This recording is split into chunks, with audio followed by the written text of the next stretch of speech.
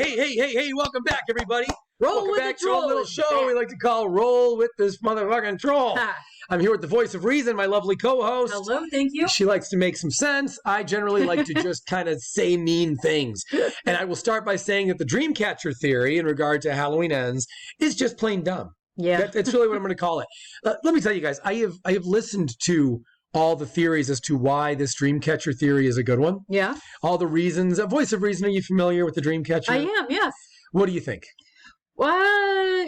Dumb. Yeah, I'd have to take a pass on that. I hope that's not the way they're going. But let's start with you. Why do you think it's dumb? I've got a lot to say on this. Why do you think it's dumb? It's already been done. It's been done several times in different franchises and for decades. And I don't know. I want them to do something more creative than that now. Well, let's point out, in case anybody doesn't know what the Dreamcatcher Theory is. Yeah. Here's essentially what it is. It's the idea that everything we're watching is just a dream. Mm-hmm. In Halloween Ends specifically, though, it goes a little further than that. Because you're saying how it's been done before? Yeah. It's been done where the consequential things were all removed by just saying, oh, it's a dream. So that's it. It hasn't been done in this way, though. The Dreamcatcher Theory is saying that essentially all the different timelines will work into one. That it's just one big dream, and that's why it's also chaotic. Mm-hmm. So all these reboots and everything really aren't so much reboots. They're just, they're just different parts of somebody's dream. Yeah. Probably Laurie's, but some people speculate it'll be somebody else's. And the theory is that will somehow clean up the franchise. That it will, instead of having all these different timelines, it'll kind of put them into one meaningless timeline instead of a, which is in someone's imagination, right? Okay. So does that make sense? So you're sticking with it's dumb. Is that right, voice of reason? I am. I mean, it's on their thumbnail. I have to. Yeah. Well, you can have a different thought. My view, guys, is this. Okay. The reason why that doesn't matter is that, first of all, it doesn't fix the timeline.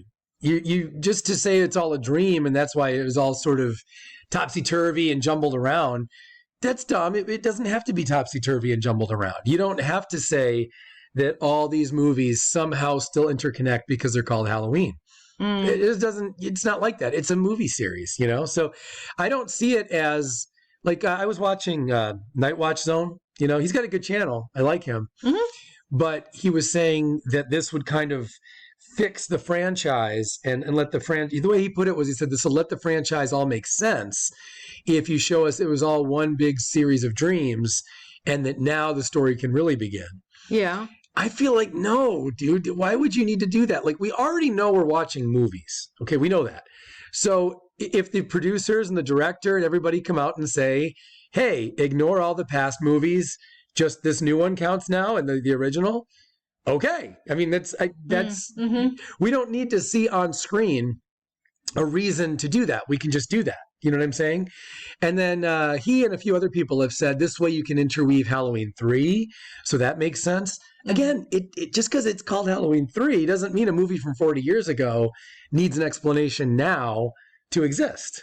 Do you see what I'm saying? Yeah. I just think it doesn't really matter. It's not like, it's different if you're within a trilogy like Star Wars was with that terrible Disney trilogy. Uh-huh. They had to retcon shit within the trilogy. So like for Star Wars, from episode 7 to 8 to 9, they had to keep going, no, that didn't happen that way. It happened this way. No. You see how we apologize? No, we're back to the first way. Yeah. Like, it was such a mess between J.J. Abrams and that other prick and then J.J. Abrams, right? Yeah. It was just chaos. Yeah. So that really was it was like a tug of war of, no, it's my idea we're going with. No. Yeah. My idea is canon. So you don't really have that so much in Halloween. You've got definitive reboots and that's it. Mm-hmm. And so I don't need to make sense why Josh Hartnett was the kid of Laurie Strode at some point. So I don't think this helps. Another thing is just to say it's all a big dream and now the story really begins. Well, then how do we know that's not going to be a big dream too? How do we know 35 years from now they're not going to go down? For those of us who have trust issues. Yeah. But can you imagine, seriously, like, decades from now, then they come up with some other reason when that was all a dream. That was, no, so-and-so fell asleep at the wheel, and then they thought of all these things right before they crashed, and they said, it just, we need at some point here to just go, look, we know they're movies. Does Freddy step in? Right. At some point, they're just films, and we get that. And we don't need to force them together. What comes to mind? All my rock and roll analogies with movies. I like to kind of connect the worlds of music and movies. Yes. I remember when the band Queensryche, and guys, hang in there with me for a second here if you don't know rock music or Queensryche or anything. They were asked, when you go into the studio and record an album, is there part of you that's concerned about we can't do certain things because we won't be able to reproduce that live? Like if they wanted a violin or piano or something, they were being asked, do you ever say, it's a good idea, but we can't do that on this song because then what do we do when we go live? Yeah. And I remember Chris DeGarmo, the guitar player at the time, said, no, we don't really do that. We just go in and all we're thinking about is let's make the best record possible. And then we'll worry about it later when we go on tour. Then we worry about making the best tour possible. But you take what you're doing at that point in time and you do your best with it. Mm-hmm. And the reason I bring up that analogy is that, it's the same thing in these films. Each time they're just trying to make the best movie they can. Yeah. And they can't be worried about what about all the movies we already did? They have to make sense. What about all the future ones? It's like, within a if there were 4 or 5 movies, yes, you try to do that, right? You do try. When you've got 35 years? No, it's 78 it started, right? We're going on 35 years. I think it's fair to just say, okay, look, the franchise is a little bit of a mess. We already know now that we have the rules. We count the first film. We count these new 3. That's fucking it, right? We don't count anything else. Anything else, consider a dream or just it never happened in the first place, done, right? Yeah. All right. I don't mean to beat this to death, but I just think it's kind of funny how I keep hearing people saying that it's the only way to fix this franchise. It's the only way to make sense of it. Voice of reason. What do you think? Are you with me on this still? I'm with you. I follow what you're saying, and I can see from a storytelling point of view what the appeal of using, this Dreamcatcher or this dream theory. But at the same time, I'm going to stand by my original statement. I hope that this is not where they're going with it because I want something more creative than that. I'm kind of over the whole, it's a dream and now we get to reset everything. It was done a lot, guys. And some of you that are younger might not know because I don't know that it's been done lately, but back in the 80s and 90s, it was a pretty common little way to like even Married with Children did it. Remember that? They did? Yeah, Married with Children did that towards the end of their... Oh, yeah, they did. They introduced a new character who was a young kid. Yeah. Because their own kids were at this point, 30 or something. I mean, their own kid, Bud was well into his 20s. And they wanted to introduce a young kid because that's kind of the move, right? Yeah. So they introduced 7. And then the audience didn't like 7. The writers didn't really know what to do with 7. And they went through these great lengths to introduce this lame young kid and no one liked him. So what they ended up doing was they turned it into a big dream. Yeah. Oops. Yeah. Restart. And then it was funny. They made a couple jokes about him. Just a quick thing was at one point someone was counting. I think Kelly was counting something. And she goes, okay, so 5, 6, 8, 9. And Yeah, if I remember this, and Al goes, well, wait a minute, you forgot about 7. And she goes, didn't we all? There were just so many little cheap shots they took at that kid, how they just eliminated him. But anyway, yeah, that was... that's what I'm saying, is it's been done multiple times. And the first time it was done, or the first time that I remember it being done, or that I'm aware of it being done, was with Dallas. And then it seemed very innovative. Old TV show, for those who don't know. Yeah. At the time, that was probably the first main time it was really done, right? Yeah, and it was a fun, it got them out of a pickle, which only lasted, I'm pretty sure, for one season, and it kind of reset this one season. But, other times it has not worked. So it does depend on how it's written and how it's used. And what it's trying to undo or correct. But let me point some shit out. I'm sorry, go ahead. No, go ahead. Well, let me point this out too. That was a very different era.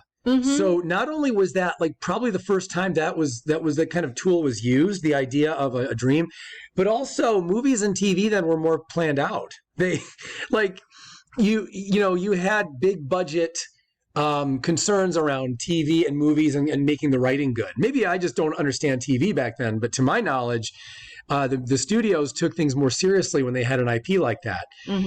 Nowadays, it's kind of clear that from movie to movie, entertainment's just different now. You don't just have a few major channels. You've got a lot going on in entertainment. It's more competitive. It's more fierce. And you do have more of a hodgepodge. You know, just like with Star Wars, like I was talking about earlier. Yeah. You can have this big mess now where a trilogy has different directors quibbling over which way to take the franchise within its own trilogy. So what I'm saying is it's fair that now the Halloween series would look embarrassed to rely on that kind of crutch now. Mm-hmm.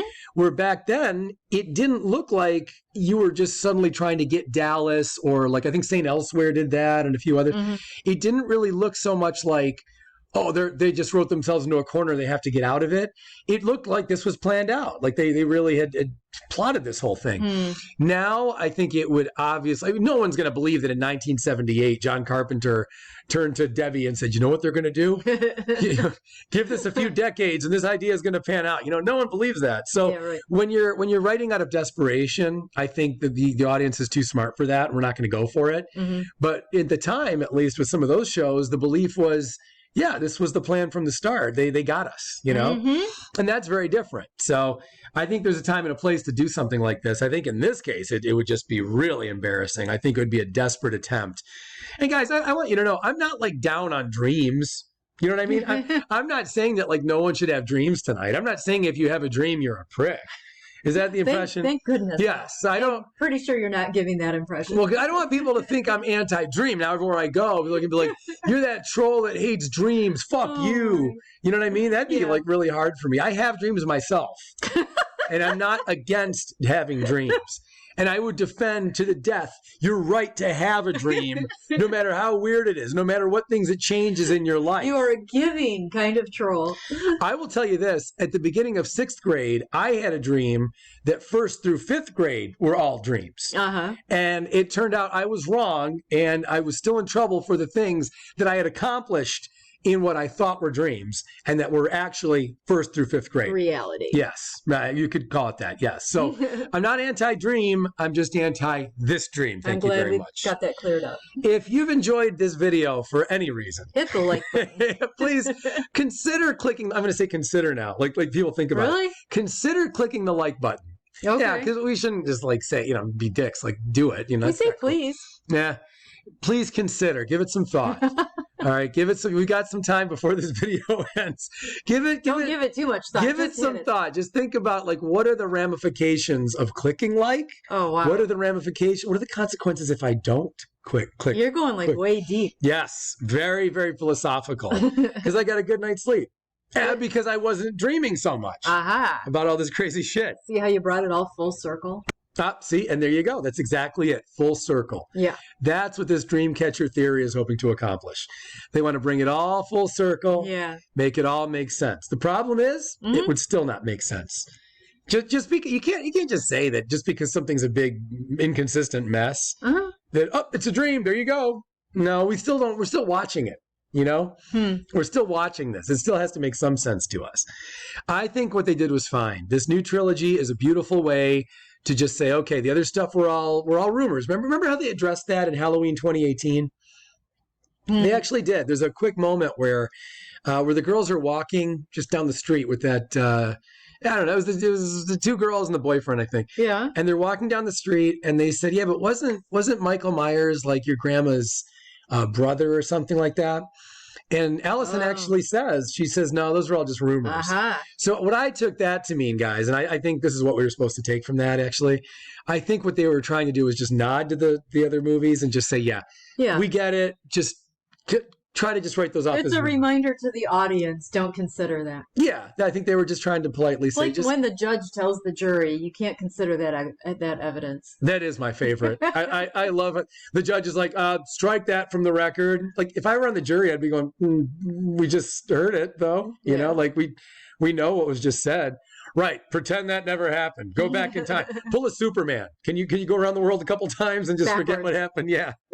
Anyway, guys, we're out of time. That's our theory on the Dreamcatcher Theory. Right. And not to be a dick, not to troll, but we think it's just plain dumb. Not a good way to go. So Hit the anyway, like button, please consider the like. You consider the fucking like button. You don't need to click it. Yeah, but we don't want them to. We want them to do more than consider it. Just hit the like. We would like that, but we're not insisting our will. And comment. Now you're asking for wait. Please do comment though. Our Well, comments how are a demanding blast. I get. Oh, Jesus Christ, voice of reason. All right, guys. More great videos tomorrow. Thanks so much for all the support. You guys are the best. Thanks. Bye.